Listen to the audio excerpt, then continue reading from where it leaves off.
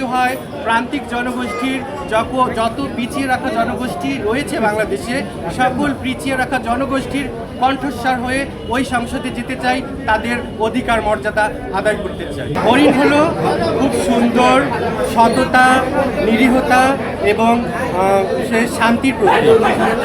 আমাকে এখানে আজকে আমাকে সমর্থন জানাতে, আমাকে সংহতি প্রকাশ করতে এখানে আদিবাসী জনগোষ্ঠীর প্রতিনিধিরা এসেছেন, এখানে দলিত, হরিজন, এখানে বিশেষ চাহিদা সম্পন্ন জনগোষ্ঠী সহ বিভিন্ন প্রান্তিক জনগোষ্ঠীর মানুষ, পিছিয়ে রাখা সমাজের পিছিয়ে রাখা জনগোষ্ঠীর মানুষ আমাকে সমর্থন জানাতে এসেছেন।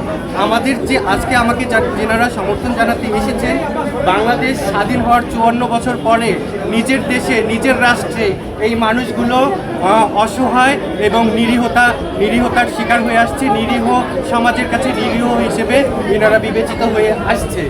আমাদের এই নিরীহতার প্রতীক হচ্ছে এই হরিণ। এই হরিণ শুধু নিরীহতার প্রতীক নয়, এই হরিণ যেমন নিরীহ, শান্ত, একই সাথে সে দ্রুত সিদ্ধান্ত গ্রহণ করতে পারে, দ্রুত সঠিক সিদ্ধান্ত গ্রহণ করতে পারে এবং দ্রুত সে সচেতন। আমি এই অসহায় প্রান্তিক জনগোষ্ঠীর যত পিছিয়ে রাখা জনগোষ্ঠী রয়েছে বাংলাদেশে, সকল পিছিয়ে রাখা জনগোষ্ঠীর কণ্ঠস্বর হয়ে ওই সংসদে যেতে চাই, তাদের অধিকার মর্যাদা আদায় করতে চাই।